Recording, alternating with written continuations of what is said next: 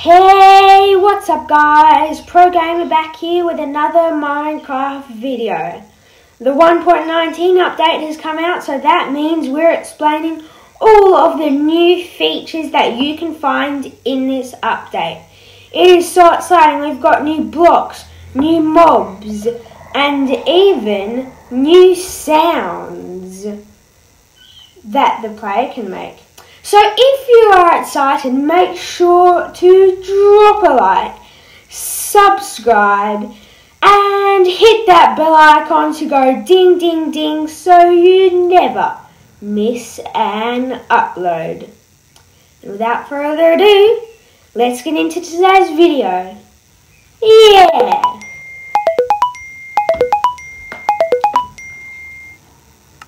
The first thing you notice when I jump back into first person is, what is that in my hand right now? Well, this is one of the new goat horns, and I've right now got ponder, but if you go into the equipment and scroll down under the compass and the recovery compass is also a new item. We'll get to that later in the video, but right now we've got all the new goat horns. We've got ponder, we've got sing, we've got sneak, feel, admire, call, year, resist.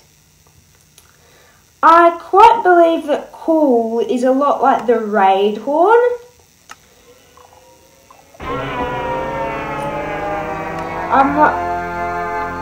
You can see how it's like that, but you've got a little bit of a cheat to it. You can have a mess around and see if you find the raid horn, but my favourite right now is ponder. I don't know what that is played on, but it sounds a lot like a saxophone, which I really like. And the wandering trader has shown up, and by this stage he never leaves. But as you can see, we've got unfamiliar blocks where I did the intro. Now these are new blocks, and you can sort of see by me triggering this item, it will make this item do its thing, which it's basically the new warden. So if you just look up warden, it has a spawn egg. It's dark blue and light blue, so you can find it yourself, but it's this guy's alarm system. So as you can see, it'll wander off to anywhere that has a sound and will eventually kill this pig. I don't want the pig to get killed, but too late. Moment of silence for this pig. The warden doesn't seem very interested in doing that. Yeah, he's not very respectful. Also, this guy has a ton of health. Just for the sake of this video, even if you have a netherite sword with 14 attack damage, you'll need about 10. So if you're in creative, you can always do this command, which will kill the warden instantly if you don't want to encounter it, or if your parent doesn't want you to encounter the warden. Some parents are just like that. I feel you if you've got one. So what we've got is dash kill at E, square bracket, type equals warden, and then close square brackets. And if I place that, it'll only kill the warden in, I don't know how much radius, I think it's 116. They might have updated that, I'm not quite sure. But that's as far as I know right now with that command. So it won't kill all the wardens in the world. You can still go off and find one, but that's just something to keep in mind. So this item over here that I am selecting and walking towards, this is a sculk sensor. So it will detect any vibration. For example, this magma cube will make a vibration, which means this will get triggered, and it will trigger this new block called the Skulk Shrieker. It will do that within a 7-block radius. So if your Skulk Shrieker is all the way over here, you don't have to worry about alerting this. It will not alert the Skulk Shrieker, but when you're over here, it will do its thing. Ways to avoid this are by using white wool. I'm just going around on that. It can't hear you or muffle the vibrations. Or to get the Sneak 100 achievement, just sneaking by, and I'm in the sneak position. I don't see it yet. You can see that in the armor section that I'm just displaying now. But this is totally not getting activated. Yes, that is something I should mention. When you walk on top of it, yes, it does activate it. So make sure not to stumble on one of these. But Skulk sensors are needed to activate Skulk Shriekers unless you walk straight over the Skulk Shrieker, which then it will still make the sound and it'll alert the warden. See, I am walking next to it, not sneaking, and it doesn't alert the warden. Something to know is if you want to sneak around and you don't want to waste any of your wool, there's this new enchantment called Swift Sneak. It goes from 1 to 3, 3 being the highest. And if I get, yes, I totally got everything here in survival. Yeah, I'm just going to fight the warden now. Here we go. We've got some Swift Sneak 3 leggings. What this is able to do is you can sneak as fast as walking, or such as now if you sprint and then hold sneak, it will keep the same pace as running. It's a really cool feature if you just want to avoid the warden and make sure you don't get its attention. But it will work from right up next to each other to 7 blocks away. So that's something to be aware of if there's 2 Skulk Shriekers. If you break one of these, obviously this one will get activated and alert the Skulk Shrieker. So that is something that you need to keep in mind. Hello, Mr. Chicken. The chicken seems to be just vibing here. How you going? Yeah, good? Oh, yeah. He's going on his merry way now. So, as you can see, I just broke the demonstration. I just noticed that. Okay, wool can muffle vibrations. So your sensors send vibrations to shriekers through sound waves that are about vibrations. If you have seen, for a very brief second, it will go from you to there. You can just see the little lines, if you could see those, and then it will send a signal between. But of course, if you can't get it while walking on wool, these sensors can't pick up to activate the shriekers. So I've got this shrieker here, and it's within 1 block of a sensor with a wall in between, and it won't be able to get the signal through. Same as if, ignore those, same as if I have that's actually a 4 block, and it still won't activate the shrieker. So that's a really cool way of getting rid of any of the warden's alarm system. Now on to the Skulk Catalyst. And why I have a massive wood pillar here is for the demonstration of what you can do with these things. So I've got pillagers here. I'm going to drop a pillager, he's going to fall and he's going to die because he's in survival. And then he's going to spread this thing called Skulk, only Skulk. And here's some scalp veins, if you're not familiar with those. That's actually what I use to get the really landscape for the introduction. This guy is going to now shoot the wandering trader. But the more pillagers you drop, mostly the more mobs that die, or the more health the mob has, the more it will spread the stock. So if you have a major raid farm-ish sort of thing, then that's a really good thing, because Ravengers have a ton of health, and you'll get Pillagers, Victators and Evokers, all part of the Illager family, as long as Pillagers don't ruin the fun. That's mostly all for the Deep Dark.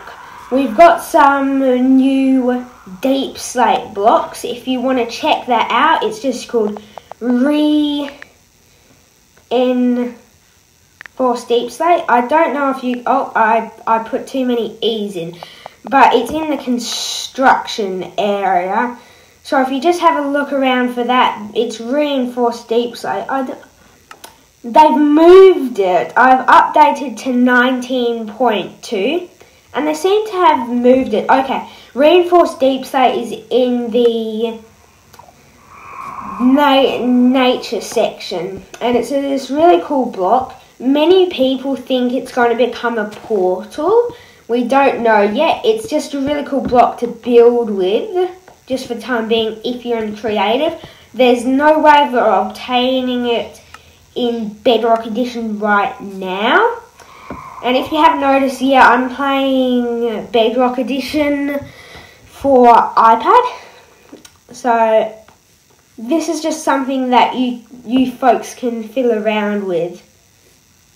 We've also got music disc parts.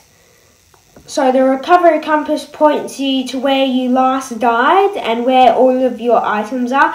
If you have cheats enabled and keep inventory, this item is useless. Also, you can have music disc 5, which you can craft. It's the first music disc you can craft, and I'll let you have a listen to that. You can have an explore with this item. It's a very cool texture. I can see it in a lot of builds. Over going to the swamp here, we've got a bunch of new mobs and new interesting implementations. So if I get a slime ball, maybe we can attract some natural ones. Otherwise, I have the spawn egg. If you can comment down below what spawn eggs I have in my inventory, I will shout you out at the end of this video, because honestly, well done. But if you haven't already guessed, I'll give you 5 more seconds. 5, 4, 3, 2, 1. And if you said the frog and magma cube, you would be right. And if you said what they make, you would also be right. So this is a white frog. It lives in hot biomes. It's meant to reflect the sun. And as you can see, very nice. Just trotting around. But if you get 2 frogs and a slime ball, this is basically like their food. So you can breed 2 frogs together. If we give him one, he shows the heart display. And if we give him one, he'll show the heart display. One of them immediately will start going to the nearest water. So this guy has obviously got what they need to grow their kids, which is frog spawn. So he'll lay that. It's just 3 by 3 pixels, a black dot in the middle, and they're all spread out. You'll notice them all over the place if you've got a big frog population. they can breed automatically as of 19.2. And as you saw earlier in today's video, a frog that eats good example, that eats a small magma cube will get a frog light. So there's pearlescent frog lights, orange, I can never say that, but they're orange surrounded frog lights, and they'll only eat the little ones, as I mentioned, and warm frogs are going to turn into pearlescent. They use very specific names, Mojang, courtesy to them. They're just a really cool block. I can see them in a lot of builds. We've also got our never can say it orange frog lights, and if you go and breed them in a cold biome, you'll get a verdant frog light. I believe they're Spanish names. I'm not quite sure, because I'm pretty sure verdant comes from saying. Just let me know in the comments down below if you have a Spanish person in your family that can help me out here.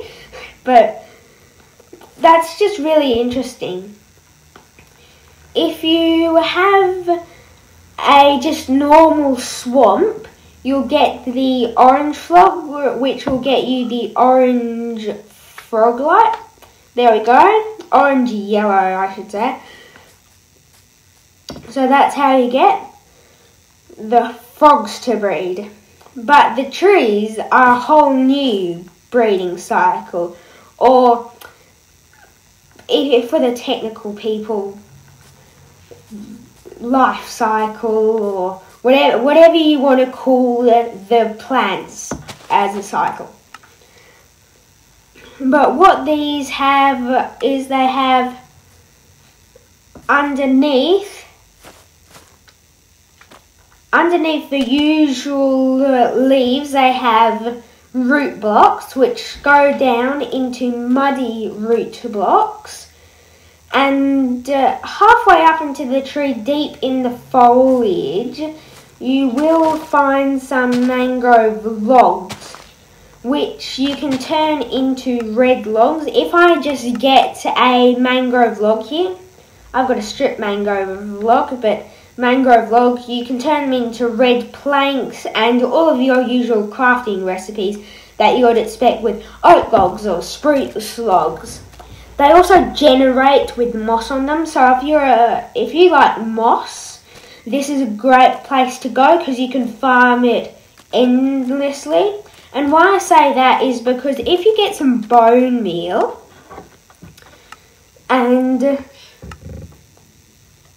tap one of the leaves, it'll give you this little sprout, and if you bone meal that sprout, you don't have to, it will grow normally once you have just bone mealed the leaves.